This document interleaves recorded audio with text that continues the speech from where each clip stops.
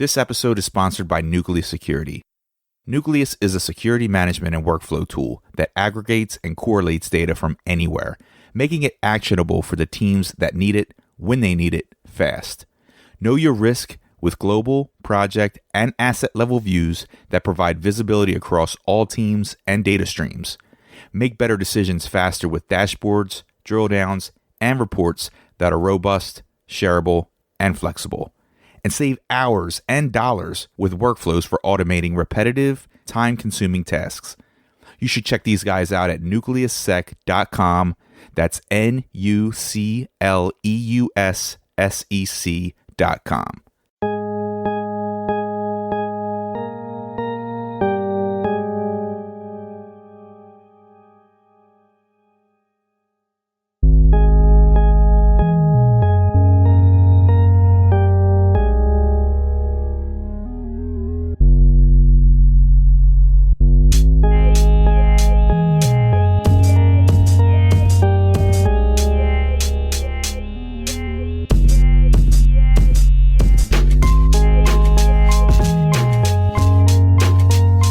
Listening to the BarCode podcast with your host, Chris Glandon, serving cybersecurity straight up with no chaser. Let's hit the bar and grab a drink.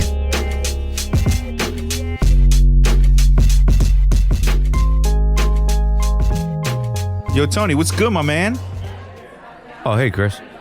Oh, shit, hold on 1 second, man. Sir, excuse me, sir, you forgot your book. Oh, thanks, Tony. That was a close one. Oh, nice. Data breaches, crisis and opportunity. Phenomenal read, sir. You don't want to lose that one. Yeah, buddy. I'm actually learning how to manage data breaches as the true crisis that they are. Anyway, gotta run. Later, guys. Cool, man. I'll see you around. So, Tony, I'm kind of in a rush, so I need a shot. Although, give me something mysterious, powerful, and just straight up badass. Well, in that case, my friend, prepare yourself for the alien brain hemorrhage. Here's how we do it here at BarCode. You're going to pour 1 ounce of peach schnapps into a shot glass. Then very carefully layer a ½ ounce of Irish cream on top. After that, drizzle a few drops of grenadine. And finally, add a splash of blue carousel. Ooh, you know what? I'll take one of those. Wait, Sherri Davidoff? How did you get in here? This is the BarCode podcast opening sketch. No guest has ever been able to break through into this segment. Well, Chris, I hacked your podcast. I'm no ordinary guest, as you'll soon find out. That is some serious skill. Well, hell yeah, since you're here, you want to grab a high top? I can't wait to hear about what you've been up to. Absolutely. Let's go. That was some next level shit right there. I need a moment to process this. I'll see you all next round.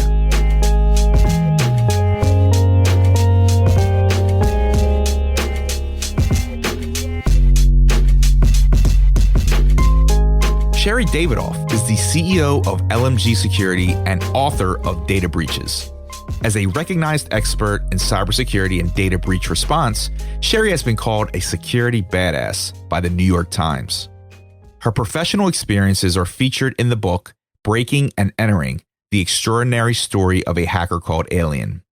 She is a GIAC certified forensic examiner and pen tester, receiving her degree in computer science and electrical engineering from MIT. Her latest book, Ransomware and Cyber Extortion, will be published early next year. Sherri, it's an honor to have you join me today. Welcome to BarCode. Thank you so much, Chris. It's a pleasure to be here.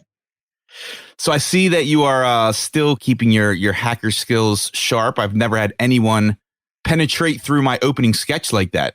That was pretty awesome. Thanks. I broke in, hacking the brain. That's right.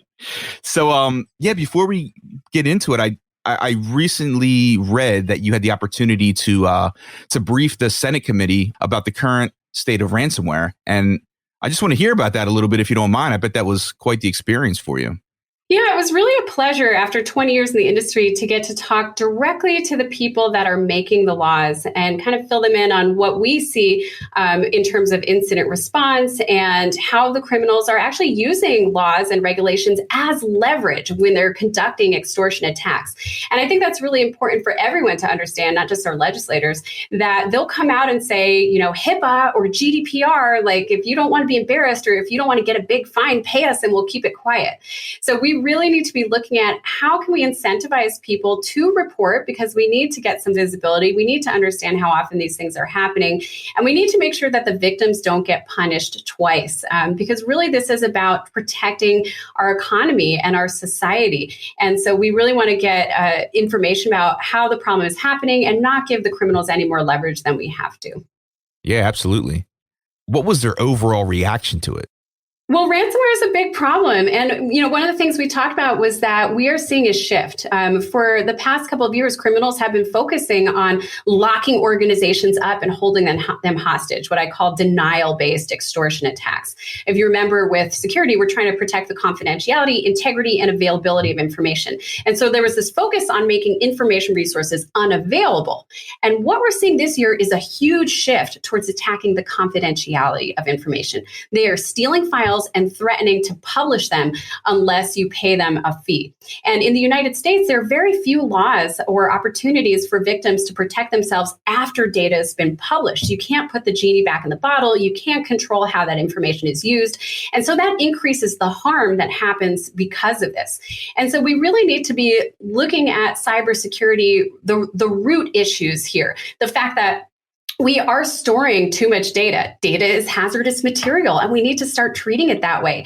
We can do simple things like reducing our data, and that will reduce our risk. So we really talked about some of the root problems, the trend towards what I call exposure extortion, and how that's likely to continue over time. Because, you know, if hackers don't have to deploy ransomware software, if all they have to do is steal information and threaten to publish it, that's a lot less work. And it's been very effective. So I anticipate we're going to see that going forward. And we really need to shift that mindset in our laws as well as our actions, and start thinking about extortion in general as opposed to just ransomware specifically. So they asked a lot of great questions. They really wanted to get to the root of it. We actually went well over time, and I was really impressed at the questions and the level of depth that they wanted to go into. That's awesome. Now, I'm glad to hear that and know that you were able to make that connection with them. Talk to me a little bit about LMG Security. What are you up to there? What are some of the initiatives you got going on? And, you know, how did that get started? Yeah, thanks for asking. So I started my cybersecurity consulting company in 2009, right around the time that people started using the word cybersecurity. Yep. And we do penetration testing. So we break into companies and write reports about it. And then if companies get hacked, we'll come in, handle the investigation, get to the root of the matter. We also do training and compliance. So we offer that holistic set of cybersecurity services. And I can tell you the industry has just evolved so rapidly over the past 12, 13 years. It's just been a pleasure to have my finger on the pulse the whole time, but it also requires a lot of innovation, a lot of adapting very quickly, which is fun, but also a lot of work. So yeah, that's what we do. And we're just constantly trying to stay on the bleeding edge of a very fast moving industry. I think the last time that we caught up, you were actually preparing to send a team over to a healthcare clinic without naming any specifics or the specific organization. If you could speak to, you know, how these engagements go down and what are, you know, some of the key takeaways that you found since you began doing this. Yeah, so it's always nice to look at a recent example. This was a healthcare organization, a mid-sized healthcare organization. And our team, in this case, posed as printer technicians. And some of the sneaky things they did were, number one, they called ahead. They said, hey, we're your printer company. In fact, they needed to find out what the printer company was. So they had this interesting roundabout conversation where they called and they asked, hey, read us what's the logo on the label? What's your printer company? And then in the same conversation, the person got a little suspicious and said, who are you with? And they said, oh, we're with your printer company.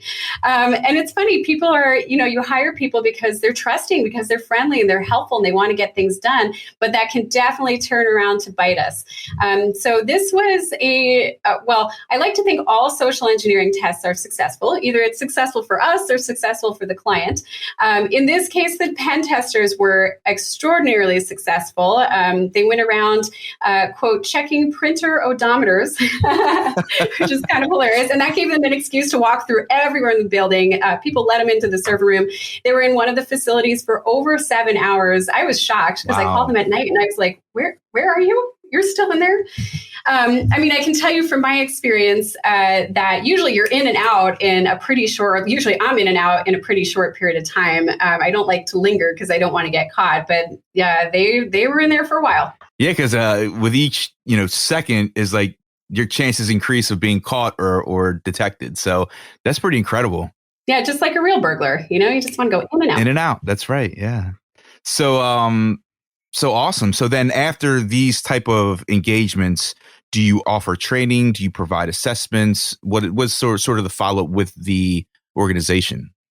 Yeah, well, I should back up. I'm a little more structured than probably most consultants that you'll work with. I think it's really important to establish some very clear goals up front. Like, what are you trying to test? Are you trying to test your visitor access procedures? Are you trying to test your clean desk policy? And what aren't you trying to test right now? Because organizations can only handle so much change at once.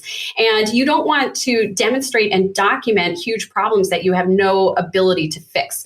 So I think it's important to understand what each client's goals are, what they want to get out of it, and then actively craft a test and scenarios that will test that specific thing. So I really believe in the Sun Tzu quote, or to paraphrase Sun Tzu, win first and then do battle. Plan ahead and then execute. I love that.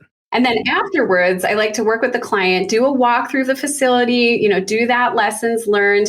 And depending on the outcomes, you may want to do policy updates, you may want to do training updates, work with the staff. And usually security problems are people problems. So it's all about communication. It's all about documenting expectations. And certain things like passwords are a great example. At this particular clinic, we found passwords all over the place. And usually that's indicative of an issue where people don't have a better way to store passwords or they haven't been trained. And so you have to, it's kind of like when you want to change the course of a river, you need somewhere for the water to flow. You've got to give them an alternate that is more secure, but also still works for their everyday jobs. Very interesting. And that could also vary due to the size of the organization. So SMBs may not have those resources. So you have to get creative, right? But you need to also bring those issues to the surface and make them aware that it is a risk. Absolutely. And there are cheap and effective ways that organizations can improve their security. Some people don't realize how cheap and quick it can be. It's not about spending, $100,000 on the big fancy security box. Sometimes it's as simple as delete data you don't need. And even small businesses can do that. Yeah. Free password managers. They exist Absolutely. Too. So yes, let's talk that up. That's great. Definitely. So LMG focuses on pen testing as well as IR services. Can you talk to your involvement with that and, how often you deal with the post-breach type situations? Yeah, we're routinely handling cybersecurity incidents. We work with all the major insurers, major law firms. And I can tell you that handling a cybersecurity incident when you have an insured is very different than handling it when the victim does not have insurance. So that's a huge difference that is good for every organization to be aware of. But yeah, we do the incident response. We learn from that. We're always watching what the attackers are doing. We use that in our training. And that also informs our pen testing process. So you look at things like the leaked Conti playbook that just came out this fall, where the Conti ransomware gang had their whole playbook leaked. How do you hack into companies? And we're looking at that and sharing it with our pen test team so that they can learn new tricks, and also using that to inform our response so that we can predict what we're likely to see coming from different groups. Yeah. So on the topic of cyber insurance, it tends to get confusing, especially for SMBs, although most importantly, from your perspective, is it worth it? Oh, well, cyber insurance does not come in a standard form. So every cyber insurance policy is different, and it depends which one you're buying. I can tell you, you need to look at the services that are provided and the coverage that is provided, but it can absolutely be worth it. The most important type of cyber insurance is that breach response coverage, especially if you're a small to mid-sized organization, because they basically act as like a meta incident response team for thousands of organizations. So you get hacked, you call your cyber insurer, they will help coordinate and get you a breach coach, which is an attorney that specializes in this. They will call in a forensics or response team. They may even pull in a public relations team. They help get all those people together very quickly. So having that support from experienced professionals in the event of an incident is huge. Yeah, so I went down that rabbit hole, and I found that there are differentiators and there are a ton of providers to select from. So it's a challenge for organizations to select the best fit for them. And I think it comes down to just fully understanding the offerings and what's available to you. Well, and this year it's all about how do you keep your policy? Because last year, the cyber insurers saw loss ratios of a jump up by over 25 points. And that means they're taking huge hits. And so they're really looking to reduce the risk. So they are evaluating insureds. We're seeing a lot of organizations just getting rejected from cyber coverage altogether, or they're getting pressure from insurance companies to fully implement multi-factor authentication and things like that. We're also seeing premiums jump up dramatically. I've been doing a lot of cyber insurance policy reviews because the coverage is less. On the flip side, and this was something we talked about with the Senate Committee on Homeland Security and Governmental Affairs, on the flip side, the cyber insurers are doing more than really any other industry to affect change and to really create incentives for all of their insureds to adopt proactive security measures. So we really want to be working collaboratively with them. And this year, for the first time, we're starting to see them speak with a unified voice. And that's really great to see. That is great to see. Definitely. So, yeah, with insurance, I've noticed specific ransomware coverage as well. You know, something that you had pointed out prior is that there is no one type of an attack. So when you look at the anatomy of an attack, it's never the same. And the most prevalent and damaging attack that we see within security and outside of security is ransomware. We see it on the news. We read it on our news feed. I'd like to peel back that layer a bit. So if you wouldn't mind, let's dissect how a ransomware attack really occurs. Absolutely. So I have a new book coming out, Ransomware and Cyber Extortion, where we actually walk through the anatomy of a cyber extortion attack. And I think what many people don't realize is that when you get hit with ransomware, that's the tip of the iceberg. Because first, the attackers are going to break into the organization. So there's preparation, and they may be targeting you specifically, but much more often you're a target of opportunity. They're just blasting out phishing emails, for example, or maybe they've purchased a stolen username and password for an RDP server and they're just logging into it. So they prepare, they enter your organization, they get a foothold and they expand within the organization, and then they're going to do an appraisal. What do they have? You know, what are your crown jewels? What could they use as leverage? They may not even go in with the intent of installing ransomware. We're also seeing a surge of initial access brokers. So again, as cybersecurity evolves, the criminals are evolving as well. And you can see in the dark web marketplaces that they're selling access. So they'll get a foothold, they'll figure out what they have access to, they'll set a price, and then they'll peddle it on the dark web. And you may well see a totally different cyber criminal gang purchasing access to the victim's network and deciding if they want to just exfiltrate data or if they want to launch a ransomware attack. So those are the next phases: appraisal, exfiltration. Then if they are going to install ransomware, they'll do what we call priming. So they'll get the environment ready to deploy all of this software or malware. And then finally, they'll detonate ransomware. And before they detonate ransomware, they usually have a good understanding of what they can use as leverage. So we see one of the things we specialize in at LMG is ransomware. We've been actively negotiating cyber extortion and ransomware attacks really since the beginning of the company, but we saw a surge in 2016. And And now we're seeing that they're aware of the limits of the cyber insurance policy. They make references to the financial reports of the organization. So they are deliberately collecting those during the appraisal phase and using them as leverage in the negotiation. And then they're going to launch that extortion attack. Often they're monitoring communications as they're responding. So they may be, we'll see criminals say, "How was your Zoom call?" to the response team. So you really need to think about how do you respond to that. But again, there's that whole lead up where often they've been in the organization for weeks, if not months, before they even decide to either install ransomware or execute a exposure extortion attack. Wow, very interesting. So they are extremely methodical, and just the level of recon that they're doing and the intel that they have into these cyber insurance providers, they use that data to their advantage. Yep.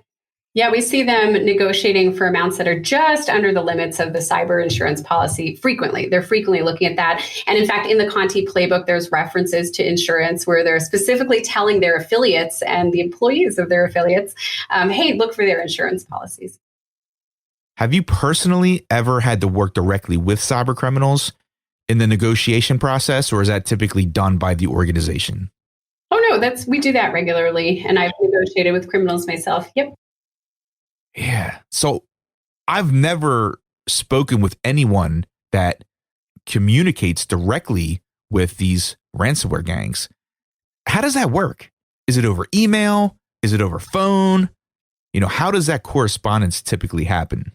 Yeah, so there's the initial notification where they let you know that you've, been hacked and you're being held for ransom. And you've probably seen ransom notes on desktops. What you may not have seen is that they often leave a voicemail for the leadership of the firm. Sometimes they'll make computers yell out loud to let you know they've been hacked. The follow-up communications these days will typically happen in one of two ways. Either there's going to be an email exchange, or often they have portals. So there's literally, in the Sedini Kibi gang, which was a very prevalent ransomware gang, is a great example where they had a chat portal. And it's very important to treat it like a business deal. I think where we see these things go wrong is where the victim is emotional about it. What they don't realize is that the person at the other end is often an employee, often in some faraway country. They're just trying to feed their families. They're employed, and to them it's a business, and you really need to treat it that way. So you want to go in with a cool head. We have some do's and don'ts of ransom negotiation at our firm, but you don't want to lie to them because they probably have way more information than you want them to. They are often willing to negotiate based on timing. So if you want a discount, you can say, "I can get you fast payment within 24 hours. And that's where it's really important to understand the ins and outs of cyber insurance, because if you do have ransomware coverage, you may well get coverage for the ransom payment as well as all the negotiation support leading up to that, but you typically have to get approval from your insurer first. And when you're selecting your insurer, you want to make sure they're responsive. 9 times out of 10, insurers are very responsive, and we'll get back to you right away. But I have seen cases go terribly wrong because there's a bunch of red tape within the insurer, and it takes like we have one where we saw it took 2 weeks for the insurer to approve this $975,000 ransom payment. And the attackers were angry by the end of it. And that's not what you want. So you really need to make sure you understand the responsiveness of your cyber insurer and how the nuts and bolts of the coverage will actually work when you're selecting your vendor. Great point. So let's take time to understand the policy and what's included. And then hopefully things will become much clearer in terms of what these policies offer. So a follow-up to that then, and I have to ask this, is there ever a justified reason for an organization to pay the ransom? Every organization's situation is unique. The city of Baltimore can choose not to pay because they're not going to go out of business. That said, you can make an argument that it's very damaging for the city or for residents when they spend $18 million for what was a $100,000 ransom. A good chunk of those millions of dollars came out of the Parks and Rec budget for the city. So you're making those very real trade-offs. And, where I think there are some especially hard challenges are where you see like medical organizations that are locked up. And it's not even that they don't have backups. It's that sometimes the criminals have sought out the backups, destroyed the backups, and there's literally no way they're going to get patient data back unless they pay a ransom. I mean, that is absolutely a scenario that we see all too often. And that means that patients are going to be hurt. And so when you get into that situation where either you pay to get the data back or people are hurt, I feel like that's the time where we need to give the victims support, and you may need to pay a ransom. And it's been concerning to see a lot of talk of stopping those cryptocurrency payments to criminals, because while I too would like to do that, it's like trying to cure a cold by stopping people from sneezing. It's just not going to get to the root of the problem, and people will get hurt. So what we really need to do is focus on putting proactive measures in place, supporting our communities before you can get to the point of just outright banning ransom payments. Like, we just need to get to a better place where this isn't happening as often and we have realistic alternatives. At one point, I heard that it was going to become illegal to pay a ransom. Have you heard of that? Yeah, I mean, that's a concept that has been thrown around a lot this year. And again, I think people need to understand there will be some serious negative consequences of that. And one issue is we don't even see how many times ransom payments are occurring right now because there are no clear reporting requirements. In fact, if you need to understand your reporting obligations, you typically have to hire an attorney, understand the laws in all 50 states, understand if you've been hit with a data breach. It's a very expensive process. And many victims, especially smaller organizations, don't have the time or the money or the expertise to invest in that. And so they're not reporting it at all.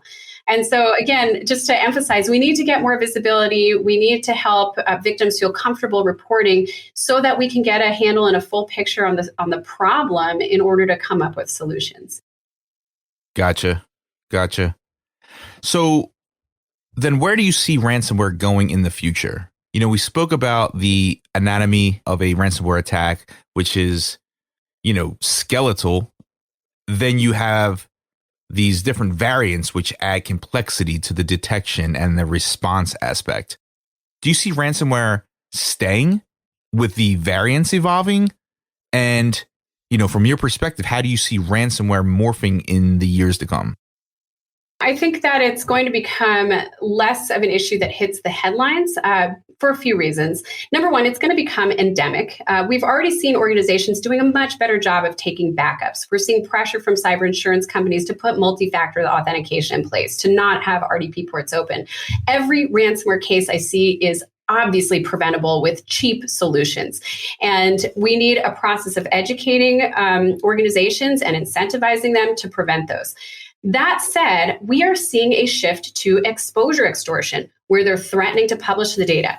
And this is a far lower investment for the criminals. They don't have to deploy ransomware. They don't have to buy ransomware software. They don't have to prime the environment and deploy it. All they have to do is use standard IT tools to copy data out and then say, hey, I'm going to publish it unless you pay me money. And that is really scary for the victims, and they're making a lot of money with a lot less effort. So we're already seeing case after case where they're not deploying ransomware at all. They're just engaging in exposure extortion and threatening to publish that data. We're also seeing a bunch of law enforcement busts and criminals being taken down, which is fabulous. However, if the criminals are scared, they're just not going to be as public about it. And I think one of the benefits from having been in the industry for 20 years is that I can see that we've been here before. I don't know if you remember, Chris, from 2001 and 2002 and 2003, we had Blaster and Slammer and Nimda and Code Red and all these major viruses that were literally taking down networks. And what happened? We invested in patching. We invested in firewalls. And so what was the criminals' response? They started to make malware that was more stealthy. They found ways to gain a foothold without making as much noise. And I think what we're going to see are criminals in our next phase. I think it's going to be less visible, more subtle. Criminals are going to find ways to steal your information and to monetize that without notifying the victim. 90% of the victims I see right now only know they've been hacked because the criminals are telling them. Yeah, we have no incentive for organizations to implement detection systems. And the one exception to that is healthcare organizations, because you have to presume a breach unless you can show otherwise. But most other kinds of data, you don't have to presume you've been hacked unless you show otherwise. It's kind of like, oh, if I don't see it, it didn't happen. And we're also seeing data brokers that are buying data from other data brokers, which then buy data from other brokers. And so there's this opportunity to launder stolen data, which means it can be monetized. And I think that's what we're going to see. So it's going to be less in the headlines, but no less damaging to the American economy. Stay tuned. We'll see what happens. So I definitely want to hit on books for a moment. So you've authored several books, one being Data Breaches, Crisis and Opportunity. What can our listeners or potential readers expect from that book? So data breaches was a labor of love. The term data breaches didn't even emerge until 2005. And so again, watching this, I had the opportunity to grow up in the industry and just see how this snowballs into an avalanche. And so data breaches actually walks you through and points out, first of all, how breaches happen, what a breach is, which is nobody agrees on at this point, and then how you handle it. And we go through different kinds of breaches, from payment card breaches to healthcare breaches. There's a chapter on extortion, exposure cases, cloud. And really, my goal with this has been to create a book that will last. So you can pick it up in 5 years and still get to some of these fundamental principles, like data is hazardous material. And to reduce your risk, you need to reduce your data. I mean, that's fundamental. And it's just a way of reframing it. So check it out. There's an opportunity in every crisis, and data breaches are absolutely crises. So all is not lost. It's not the end of the world if you suffer one, but it's always helpful to plan ahead. And you mentioned that you're about to drop another one on the world that's focused on ransomware. Can you give us some insight into that one and when we can expect it? Yep. So the book will be out in early 2022, and it's called Ransomware and Cyber Extortion, Response and Prevention. And so we will go through how ransomware attacks occur, the anatomy of an attack, and then our typical response to that. And there are so many ways in a ransomware attack that you can dramatically reduce the damage caused by it. So we make a point of pointing those out and giving our readers best practices for responding to a cyber extortion attack so that you can reduce your damage, reduce your risk of a secondary infection, and get yourself in a better place going forward. Awesome. And I assume that would be targeted to any size organization, small, large, anyone can take advantage of those best practices. Absolutely. Yes. I think it's very important for it to be scalable. It has to scale up and scale down. And we really make a point of hitting on some fundamental topics that anybody can, that will help everybody. I'm looking forward to my advanced copy. Absolutely. So I have to shout out another book called Breaking and Entering: The Extraordinary Story of a Hacker Called Alien. This was written by Jeremy N. Smith, and it goes into more details about your days at MIT and your experiences as a hacker turned security consultant. So essential read right there. I have my copy. What was that experience like? And I noticed that your name isn't included anywhere in the book. Was that intentional? No, it was a very scary experience for me. I did not do it. I thought that the book was going to be about like the industry in general. And when I found out that it was about me specifically, I'm a very private person. And I was like, I don't want to be named. Turns out it's pretty easy to figure out who I am. And I've learned to embrace it. We got a lot of positive responses. I didn't know how helpful it would be to other women who were entering the industry. And it's been really nice just to hear a positive response to that. But yeah, it was really intense. Jeremy did a fabulous job researching. I mean, he literally, at one point I was like, I can't do more interviews. I'm just going to drop off a bucket of my diaries from the past 20 years, and I'm really sorry. And he actually went through them. There was one point where I was like, I didn't actually think this. And he was like, actually, it's from an entry in like May of 2007. So I feel like he knows me better than I knew me at the time. Wow. So he resurrected a lot of those stories that you may have forgotten about. Yes, he got it straight. A lot of the stuff straight from those diaries. Interesting. So I see you're sipping on something over there. What do you got going on? Oh, I am. So we are fortunate here in Missoula, Montana, the cybersecurity hub of America, to be right across the street from the Rhino Bar. The Rhino Bar is a classy dive bar, and they actually make their own barrel-aged old-fashioned. So I told them I was doing this cool BarCode podcast, and they made me this little care package with this little jar of maraschino cherries and some orange slices so that I could just assemble it this morning right before the podcast because they don't open till 11. And I could have it while I was working with you today. So many thanks to the Rhino for making sure I had something good to drink this morning. And 2 doors down from us, I think we may have more distilleries per capita than any other state in the nation, from what I can tell. 2 doors down from us is the Montgomery Distillery, where they make their own bottle of Sudden Wisdom rye, because who doesn't need Sudden Wisdom? Wow. So I've heard about the breweries and where you go in Montana. Throughout all of your adventures and all of the places that you have visited and presented and spoken at, where would you say is the coolest bar that you've ever been to?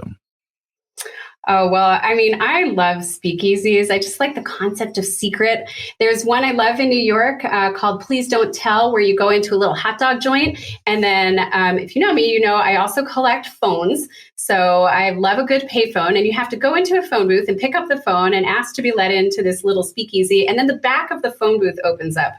And you can go into this little speakeasy and hide out at the bar. And then if you want hot dogs, they'll pass them through the wall. Yeah, that's insane. I love speakeasies and bars with, secret entry points. So yeah, let's talk about hacking bars for a second.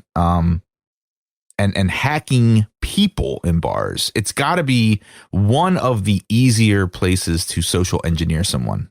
I mean, obviously, right? I don't know. Universities are pretty easy. Sorry, everybody. Hospitals are pretty easy because you have to be very trusting. And I wouldn't, as a professional, I can't condone hacking unless you have a signed statement of work, everybody. Of course. But hypothetically, if I were going to hack a bar, I would totally want to hack the Sonos system, right? So my favorite album is Deltron 3030, of course, and I love the song Virus in particular. I want to devise a virus to bring dire straits to your environment. Crush your corporations with a mild touch. Trash the whole computer system and revert you to papyrus. It's like they foresaw ransomware. So in theory, not recommended. Don't try this at home. You might want to unplug the Dart machine, get on that same network segment, and take over the Sonos system. That would be awesome. That's right. Yeah, that would be freaking great. And if you go to, I think it might be on BarCode's site, but it's definitely on my glandon.dev site. I actually put together a cybersecurity playlist, and Deltron 3030 is on that. I have about 30 to 40 songs that are security themed, so that's definitely on there for sure. Well, I hope you link to that in this episode notes. And clearly we have the same interests. Come on, whiskey and music, you got to fly out. You can't beat it. And you're bringing people in. They people hear that. I'm going. That's it. I just heard last call here. Do you have time for one more? I got time for one more. Awesome. If you opened up a cybersecurity theme bar, what would the name be? And what would your signature drink be called? Ooh. Well, that's a great question. I'm an alien, so I'm going to name my bar the Spaceship so everyone can come on my spaceship. And we're going to serve some drinks. I've really been craving old fashions this fall, so we're going to do an old fashioned with some Montana whiskey and all hang out in our spaceship. And I think I'm going to do a spaceship, Chris, and not a planet, because I like to zip around anywhere we want to go. We can go through hyperspace. We can go wherever you want. We'll do some hyper jumps. What do you think? I like it. I'm just thinking it's going to be a one-way trip for me because I probably won't leave. Sounds good to me. I'd hang with you. Awesome. So in case our patrons missed you here today, where can we find you online? You can follow me on Twitter at Sherri Davidoff. You can drop me a line on LinkedIn. I would love to hear from you. I'm on LinkedIn all the time. Or you can visit my company's website at lmgsecurity.com. Our tagline is Achieve Nothing. So look for that so you know you've gotten to the right place. Awesome. And I'll get those links up on the show notes as well. So it'll be an easy click away for our listeners. So excellent. Sherri, thanks again so much. Appreciate your time. You take care. I'm looking forward to the book, and be safe. Thanks so much, Chris. Have a great day. You too.